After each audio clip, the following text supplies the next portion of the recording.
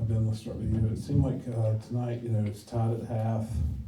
Kind of tough defense for both teams first half, and then, just one little splurt, I think, was probably the difference in the game where they just couldn't miss from three.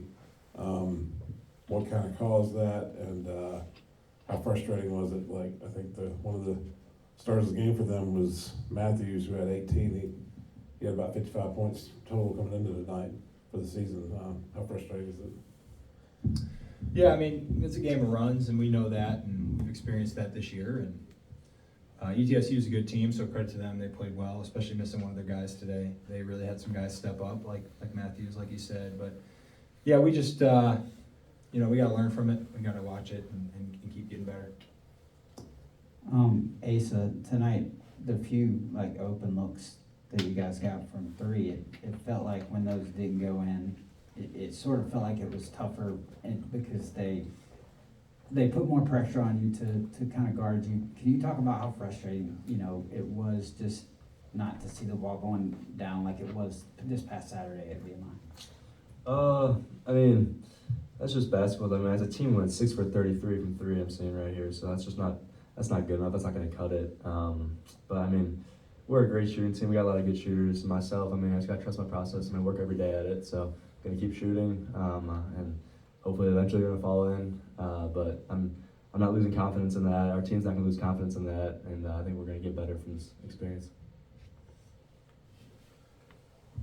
My only thanks for both of you, just from watching the game, you're better shooters than 6 of 33. However, one of the differences in their percentage and yours is that most of their three-pointers were wide open and most of yours were more contested. Do you think? I mean, that was just my observation. I may be scientifically wrong, but that's what struck me. Yeah, they pressured us a little more than we did, but we got some open ones, and I would say we got our fair share of wide open looks. We had some rattle out, but credit to them, they stepped up and made some shots. We went to that zone for possession, and they banged the shot right away, and they had obviously one guy go for 6 threes, and then it kind of scattered throughout with the other ones. But we just we're gonna make shots, and I believe in this group, and I believe in everybody who gets them up there. I believe they're going in, and I think we all got to believe in ourselves the way that we believe in each other, and I think if we can get to that point where, when I passed Asa, I think every shot's going in, and if everybody can have that mentality that hey, we think every shot we shoot's going in, I think it's going to help us. And Asa's been shooting the cover off the ball for us, and we gotta help him out and make some shots. Asa, this being your first year in the program, have guys kind of explained? I don't know how much you talk about Asheville yet, but obviously that's the one thing that you kind of focus on at this level, as opposed to Clemson, you know what I mean? In terms of just you're still in the process, and it's a good problem to have, I think, for Coach Ritchie, finding your best lineups, even if it's not your starting lineup, your best lineups that are going to help you the most in Asheville, the conference tournament. Have guys kind of spoken about that a little bit? Guys like Ben and other guys that have been there and done that, or you just kind of focusing one day at a time right now? Yeah, really taking it one day at a time, but I mean, we know that our net ranking doesn't really matter. We're not going to be an at-large bid, so we know that Asheville is going to be the big 3-day stretch there. And we're just fighting to get better every day, and we're trying to get this next win against our rival against Wofford, and just trying to find our best at the right time, and we know it's going to come. So. Ben, it's sort of the anomaly in this game is you win the boards about one, you win the points in the paint, and you only give up 12 points on 9 turnovers. If you look at that at the beginning of the game, you would think that Furman would come out pretty good on the other end. Can you just talk about the anomaly that is?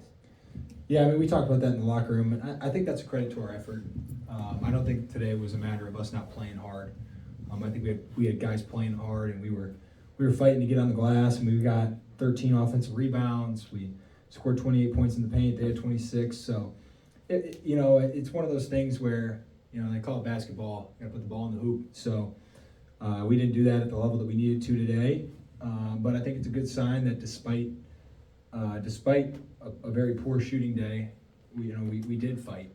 And I think that's kind of the growth of this team, is that we've had some days where we might not have shot it great, but especially at the start of the year, and then there wasn't that much fight on the other end, and but so I think that's a good sign, is that we're at least fighting, and once we get this shooting where we need it to be,